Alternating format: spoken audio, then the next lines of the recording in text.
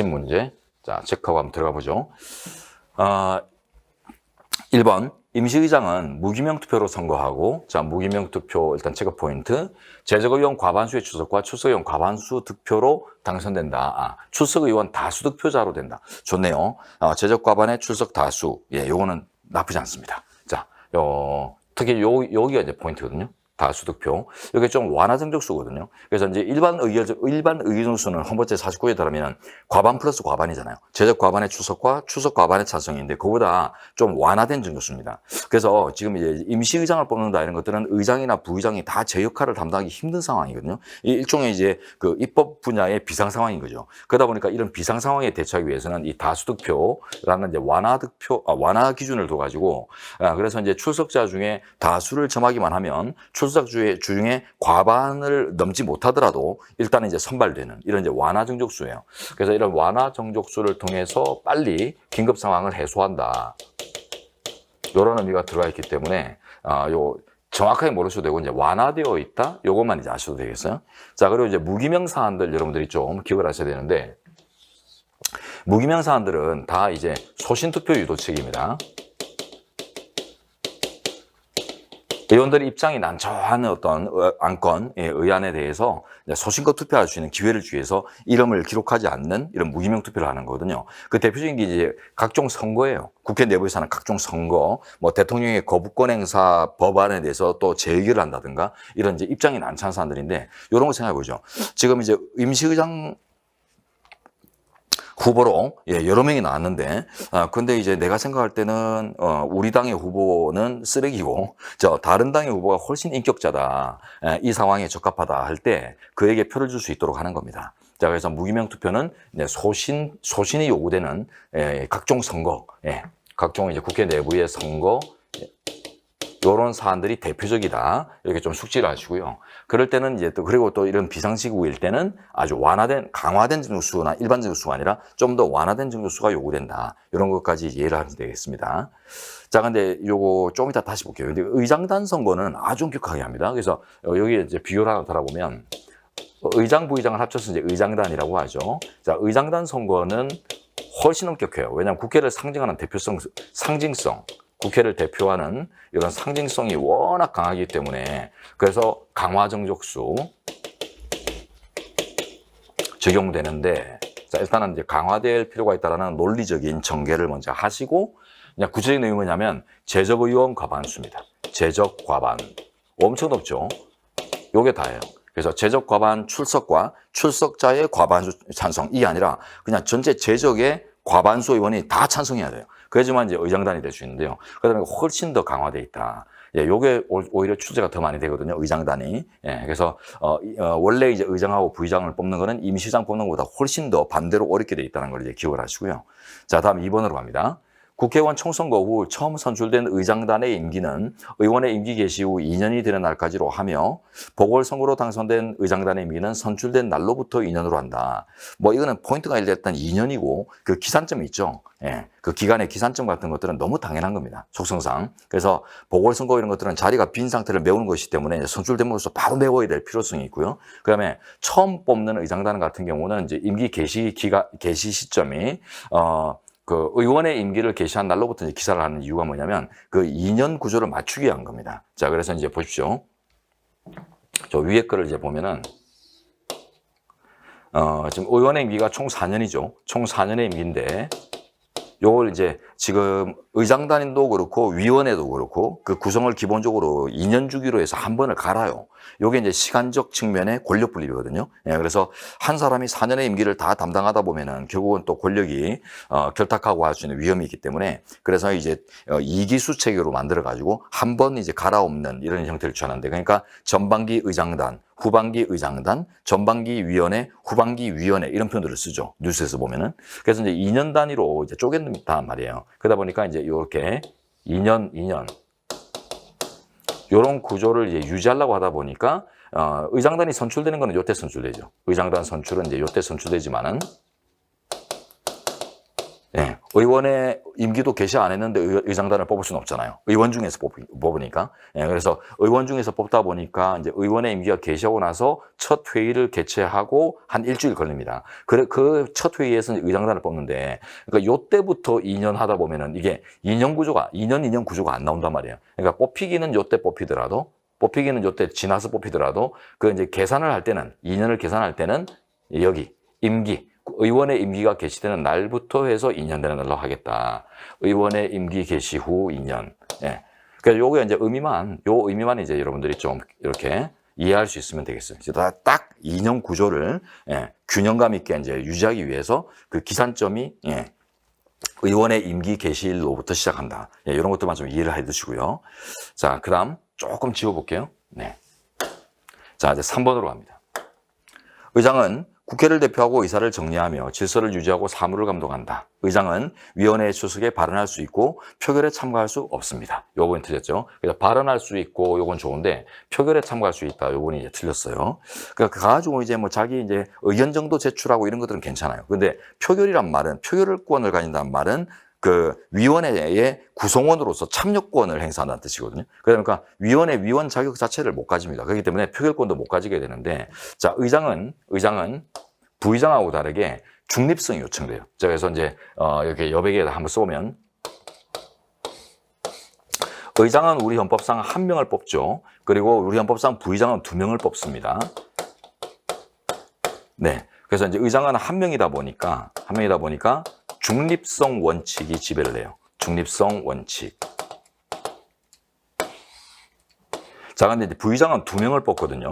그래서 이제 국회 관행상 뭐 이제 다수파, 예, 가장 이제 의원 수가 많은 다수파 순으로 해서 1명 뽑고, 그러면 이제 소수파를 대변할 수 있는 부의장을 1명 뽑고 해서 2명을 세우는데, 자, 그러다 보니까 이제 요거는 다수 소수를 대변할 수 있게 다수파를 대변하는 부의장, 나머지 소수파를 대변할 수 있는 부의장, 이렇게 둘을 뽑기 때문에 결국 정파성을 유지시켜요. 예, 그래서 우리 국회법이나 이제 국회 관행상 그 당파성 또는 정파성을 보장받고 있습니다. 그래서 이제 당파성 원칙이 지배를 하고 있고요. 당파성. 예, 그래서 정파, 파벌 이런 것들을 이제 유지할 수 있도록 하거든요. 그러니까 요게 이제 적용된 게 결국 의장은 위원회 위원 자격이나 이런 것들을 못 가지게 돼요. 그래서 이런 것 때문에 일반 상임위원회나 특별위원회 같은 이런 위원회에 예, 그 위원이 될 수가 없습니다. 근데 이제 부의장은 될 수 있고요. 또 차이를 보면 중립성 원칙을 이제 그러니까 부여하는 의장의 경우는 그 당적을 보유할 수 없어요. 그런데 이제 부의장은 당파성이 보장되기 때문에 당적이 유지됩니다. 예, 요런 이제 2가지 차이점. 그래서 첫 번째 걸 물어봤죠, 그죠? 예, 그래서 위원회 위원 자격이 없다. 이 말은 위원회 위원으로 가질 수 있는 고유한 참여권인 표결권 행사를 못 한다는 거예요. 자, 근데 부의장은 또 할 수 있습니다. 그래서 앞에 이제 의장이 나오는지 부의장이 나오는지 이런 것들을 잘 구별해서 접근해야 되는 문제가 자, 요런 유형의 문제들이죠. 그다음 4번 의장이 심신상실 등 부득이한 사유로 의사를 표시할 수 없게 되어 직무대리자를 지정할 수 없을 때에는 나이가 많은 부의장 순으로 틀렸네요. 나이가 많으냐 아니라 다수파 순으로 합니다. 아까 우리 당파성을 이제 유지한다고 했죠. 그래서 다수파를 대표하는 부의장 1명, 그다음에 나머지 소수파를 대표하는 부의장 1명 이렇게 세우는 게 국회의 관행이다 보니까 우리 국회법에서도 다수파 순으로 이렇게 이제 부의장을 대표하도록 대행하도록 이렇게 구조를 맞춰놨어요. 그래서 국회 관행에 비추어서 만들어진 국회법 조항인데요. 그러다 보니까 이제 정리를 하자면 의장이 심신상실 등 부득이한 사유로 역할을 할 수 없다 하면은 의장이 이제 미리 지정이 돼 있거나 하면은 그 의장이 지정한 부의장이 제일 먼저 합니다. 지정 부의장. 근데 지정도 없다. 예, 지정도 없고 미리 지정도 안 돼 있고 지금 지정할 수 있는 상황도 아니다 하면은 그러면은 이제 다수파 순으로 해요. 부의장은 2명이니까 다수파 순으로. 예, 그래서 다수파 소속의 부의장이 먼저 하고 그도 문제가 있으면 이제 소수파 대변하는 부의장이 하도록 이렇게 돼 있고요. 근데 부의장까지 모든 이제 의장, 부의장 총 3명이 다 이제 역할을 못할 때 그때는 임시의장을 선출합니다. 네, 이렇게 기억하세요. 그래서 임시의장이 아까 앞에서 봤듯이 1번에서 다뤄졌던 내용들이죠. 그래서 지정, 다수파, 임시의장, 지정, 다수, 임시, 예, 지정, 다수, 임시 예, 요게 이제 떠올라야 돼요. 순서대로. 자, 의장단 문제는 아주 숙제가 빈번합니다. 그래서 요 부분은 정밀하게 정리를 하고 이제 넘어가시고요. 자, 위원회에 관한 설명입니다. 자, 기억. 국회의장은 어느 상임위원회도 속하지 아니하는 사항은 운영위원회와 협의해 소관 상임위원회를 정한다. 자, 요런 거 어렵죠? 예, 맞습니다. 지금 일단 결론은 맞는데, 요거 이제 조금 크게 우리가 경향파악을 좀 하자면, 일단 그 상임위원 배정이나 이런 것들하고, 이제 의안이나 안건 배정하는 거하고 이런 것들이 좀 조직 질서가 다르거든요. 자, 크게 이제 나눠서, 의원의 그 상임위원 배정, 이런 위원 배정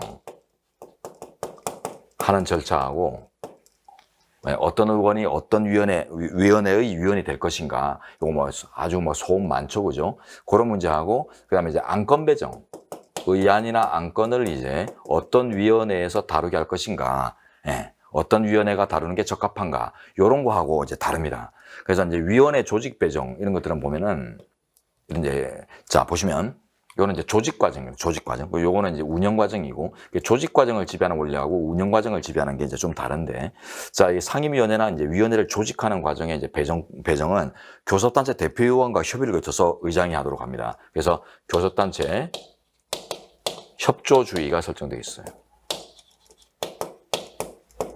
자, 그런데 이제 안건 배정, 이제 구체적인 이제 회의 운영 과정에서 어떤 법률안을 어떤 위원회로 보낼까? 특히 이제 막 이렇게 중첩되고 막 이런 경우들도 있고요. 애매한 경우도 있고 그러거든요. 그럴 때 이제 어떻게 하냐면 국회 운영위원회, 자, 운영위원회와 협의를 합니다. 이렇게 이제 기억하시면 되는데, 요거 두 개 정도는 이렇게 좀 나누어서 여러분들이 시험장 가기 전에 준비해서 들어갈 수 있도록 좀 기억을 하십시오. 십자도표. 이 정도만 해도 이런 문제들을 좀 가려내기는 쉬운데, 이 정도 기준도 없으면은 뭐, 이거는 뭐, 운명이 그냥 찍기 해야죠, 찍기. 찍으면 잘 안 맞는 부분들이에요. 오지로도 많이 나오고 해가지고. 자, 그래서 이제 요렇게 이제 숙제 좀 합니다. 그리고 이제 여기서 이제 교섭단체 협조주의라는 게 이제 나왔는데, 요거 한번 볼게요. 칠판 보십시오. 야, 통치구조가 뭐, 야, 이러네. 제 강의들은 학생들, 우리 변호사 시험, 이제 제가 이제 팀장으로 있는, 자, 윌베스 변호사 우리 종합반 학생들도 보면은 그 얘기를 많이 해요. 헌법이 이런 과목인지 몰랐다. 개념에서 출발해가지고, 그 논리로 끝나는지 잘 몰랐다는 거예요. 그래서 뭐 대놓고 외우고 어떤 거 외우게 될지 추리고 이런 게 이제 주된 학문인 줄 알았는데, 그 제가 그러죠. 그럼 그건 학문이 아니지 원래. 그럼 그건 학문이 아니지. 예, 그래서 일단 다 논리가 있고 학설이 있지 않느냐. 학설이 있단 말은 다 논리적이란 것이고. 그래서 이제 이 조직 파트도, 통치조직 파트도 보면은 다 이제 조직하고 운영하는데 일반적으로 우리 국민들이 납득할 수 있는 논리들을 가지고 구성이 되기 때문에 그걸 잘 찾으면은 외우는 게 덜해진다. 이렇게 말씀드리는데, 지금 이제 저희가 지금 그걸 경험하고 있어요. 그래서 지금 이제 교수단체를 이제 설명하는데, 자, 보십시오. 요거 나중에 또 지문으로 다룰 건데요. 지금 우리 국회법은요. 여러분이 이제 기억할 게 크게 국회 파트 들어오면 아까 좀 전에 했던 것은, 자, 국회법상, 자, 위원회 중심주의,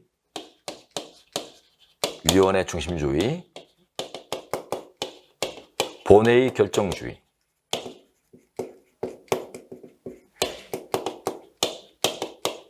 이원화죠, 이원화. 자, 요거 먼저 체크하셔야 돼요. 심의 기능하고 의결 기능을 쪼개놓은, 예, 이런 것들이 나중에 권한쟁의까지 갑니다. 여러분 이제 공부하신 분들은 들어보시면 할 텐데, 위원회에서 날치기가 나왔을 때, 예, 권한쟁의의 피청구인적 격이 위원장이냐 국회의장이냐 이런 게 문제가 되거든요. 그래서 국회의장으로부터 위임된 권한을 행사하는 그냥 대리인에 불과하다 하면은 국회의장이 피청구인이 돼요. 그러나 지금 우리 국회법이 어떻게 돼 있어요? 쪼개놨잖아요. 별개로. 그래서 위원회의 주재권과 본회의의 주재권이 전혀 다루는 관할이나 주재권이 고유하게 주어졌어요. 그래서 이제 위원장이 위원회를 주재하는 권한은 의장으로부터 이렇게 위임된 권한이 아니라 법에 의해서, 법 시스템에 의해서 자신에게 고유하게 주어진 권한 행사이기 때문에 위원회 내부에서의 어떤 날치기의 법적 책임은 위원장에게만 있고, 오히려 국회의장은 전혀 법적 책임이 없다. 이렇게 보는 게 이제 권한쟁의 결론이란 말이죠. 예, 그런 것들을 이해하기 위해서도 이걸 여기서도 갖고 가야 돼요. 나중에 권한쟁의 가면 이 문제가 나옵니다. 그때 짚어드리면서 앞에서 이런 거 했었잖아요 했을 때 여러분들이 그런가 하면은 그거는 안 되는 거예요. 예, 그때 딱 떠올릴 수 있도록 준비하시고요. 자, 그 다음에 두 번째가, 자, 우리 국회법은 국회 운영의 능률을 위해서, 효율을 위해서 교섭단체 협조주의를 원칙으로 삼습니다. 교섭단체 협조주의.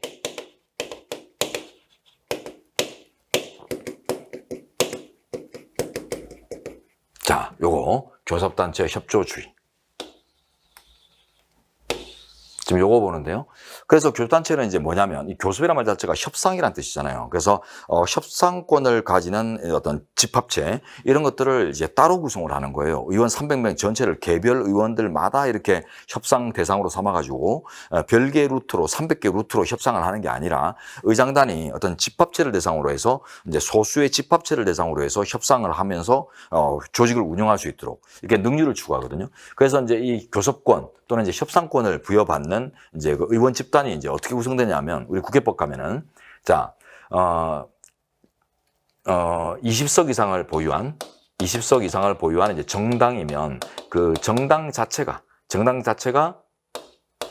교섭 조직이 됩니다. 교섭권을 갖는 의원 집단이 돼요.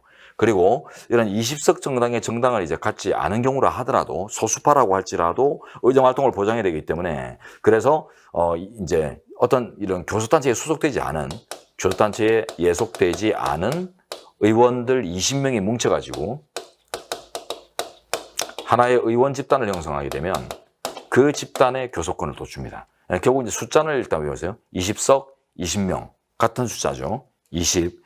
그리고 이제 요때 요런 것도 시면 됩니다. 다른 교섭단체에 소속이 안 돼야 되고요. 어쨌든 의원 집단들에게 정당이든 뭐 개별 의원들의 집단이든 이런 이제 의원 집단에게 뭔가 권한을 준다는 말이 결국 또 개별 의원의 집단화를 통해서 국회 효율을 도모하는 거네요. 예, 그래서 개별 의원의 집단화를 통해 국회의 효율적 운영.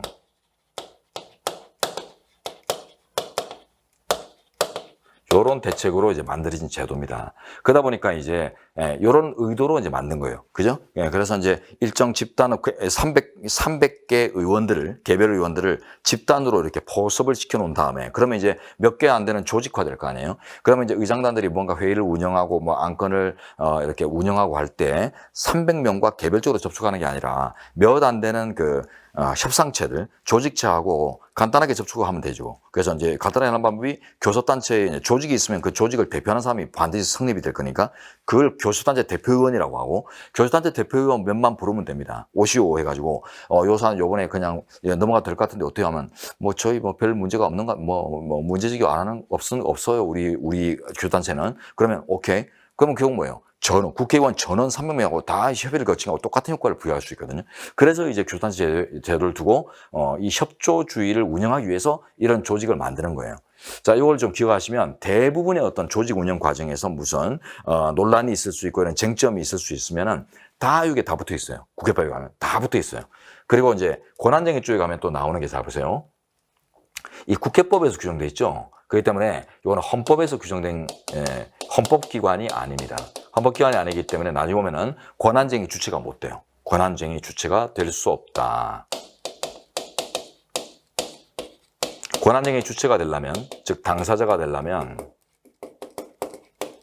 우리 현재가 헌법독해라는 조건을 요구하거든요. 나중에 뒤에 가서 볼 텐데 헌법기관일 걸 요구해요. 헌법기관일 것, 독자적 권한을 가질 것, 독자적인 해결이 불가능할 것 해가지고 헌법 독해라는 조건을 이제 제시하고 그 요건을 갖출 때만 이제 권한쟁의가 될 수 있도록 하는데 헌법기관이 아니다 보니까 권한쟁의의 당사자가 될 수가 없습니다. 이런 이제 내용들 보실 수 있고요. 이것도 이제 좀 처리하자면 위원회 중심주의, 즉 위원회의 권한, 주재권하고 본회의의 주재권 이런 것들은 고유한 권한이다. 그래서 고유한 권한을 서로 인정받고 있기 때문에 그래서 위원회를 주재하는 위원장의 어떤 행위가 잘못됐을 때는 위원장이 문제되는 자이지 국회의장이 갑자기 뜬금없이 이렇게 등장하고 하지 않는다는 거. 국회 본회의에서 날치기가 나오면 국회의장의 고유한 권한 행사가 문제되는 거지 위원장이 갑자기 튀어나오지 않는 것처럼 마찬가지가 됩니다. 그런 것들이 이제 권한쟁의에서 문제이고요.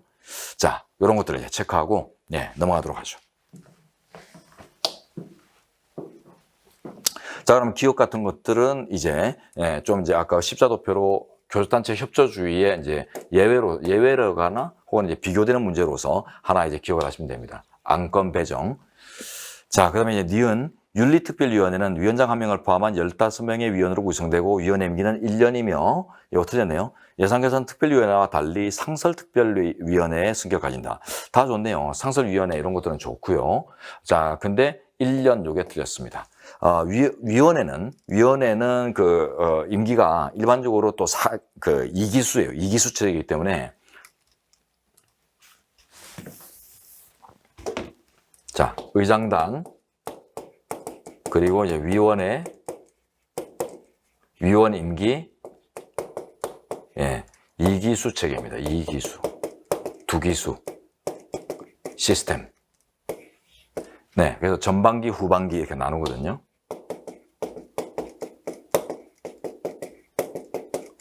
그러니까 뭐예요? 2년이 나와야지, 2년이. 2년이고요. 그리고 이제 예산결산특별위원회가 1년입니다.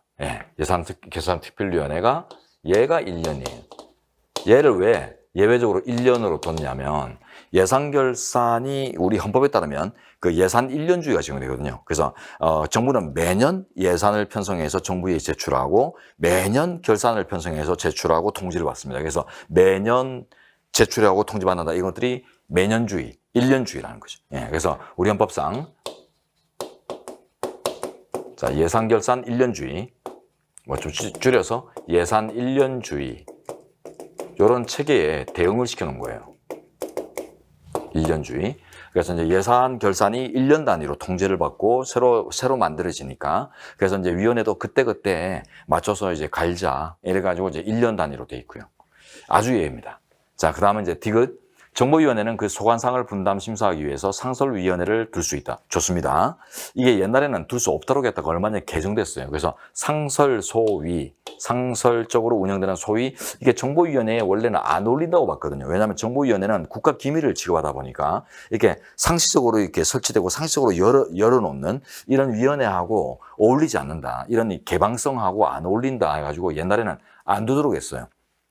근데 얼마 전에 그러다 보니까 이제 정보위원회가 너무 정보를 또 독점하는 이런 이제 문제 현상들이 나오고 그래서 이 정보 취급의 어떤, 다양한 참여 이런 것들을 이제 보장하기 위해서 이제 상설 소위를 둘 수 있도록 하고, 좀 더 쉽게 하면 일하는 국회상, 얼마 전에, 자, 일하는 국회법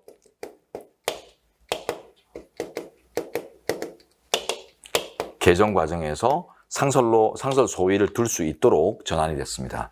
자, 그래서 일하는 국회법 개정. 우리가 이제 옛날에 워낙에 이제 동물국회 이런 것들 막 빠루 들고 막, 그죠? 문 뽀개고 막, 주먹 날리고 엎어치기 하고 뭐 이런 거 워낙 꼴보기 싫어가지고 국회법을 개정을 했는데 그때 개정법의 내용을, 개정법을 별명을 붙여가지고 국회 선진화법이라고 하거든요. 국회 선진화법 이렇게 이제 동물국회법 이렇게 표현하는데 그 이후에 또 한번 개정된 것 중에 이제 국회에 어떤 그 위원회 활동이 되는 것들을 엄청 활발하게 국민을 위해서 막 끊임없이 일할 수 있도록 바꿨는데 그거를 일하는 국회법이라고 또 호칭합니다. 그래서 일하는 국회법이라는 얼마 전 개정에서 상설 소위를 정보위원회도 둘 수 있도록 이렇게 만들었다라는 걸 좀 기억하시고요. 자, 그다음 리을은 됐고 그다음 이제 미음가죠. 예산결산특별위원회 위원수는 50인으로 하며 이런 것들은 오지문으로 안 나와요. 예산결산특별위원회 위원회 임기는 1년이나 또 틀렸죠, 그죠? 죄송합니다. 맞죠? 예결위가 1년이라고 했죠. 저 위에서 봤을 때. 자, 1년 좋습니다. 예산 1년주의 대응. 자, 1년이나 보임 또는 개선된 위원회 임기는 전임자의 잔임 기간으로 한다. 보통 그렇죠, 보통. 보통 이제 잔임 기간 이렇게 하는데 뭐 이거는 신경 쓰지 마시고 요 부분만 딱 포인트 잘 두시면 되겠습니다. 예산 1년주의 대응. 그 다음에 이제 비읍으로 가죠. 교섭단체 소속 국회의원만 정보위원회 위원이 될 수 있도록 하는 국회법 조항은 교섭단체 소속 아닌 국회의원의 평등권을 제한한다. 자, 요거 비읍, 요것도, 아까 이제 봤죠. 아까 봤던 겁니다. 그래서 이제 무소속 의원으로서 교섭단체 소속 의원과 동등하게 어떤 뭐 권한을 누릴 권리 이런 것들은 기본권으로 보장되는 영역이 아니다 보니까 평등권이나 이런 기본권들이 상정될 수 없다고 했어요. 평등권은 다른 기본권 판단에 이제 의존하는 성향을 가지는데 기본권으로 보호되는 영역의 주장이 아니기 때문에 평등권도 성립이 안 돼요. 그래서 성립이 안 되는 결과 제한도 없다. 이렇게 이제 보시면 됩니다. 자, 틀렸고 나머지는 됐습니다. 이렇게 이제 처리하시고 그리고 이제 요 9번 문제, 예, 9번 문제도 제가 볼 때는 이 대표 문제로 한번 책정을 해도 괜찮을 것 같은데요. 예.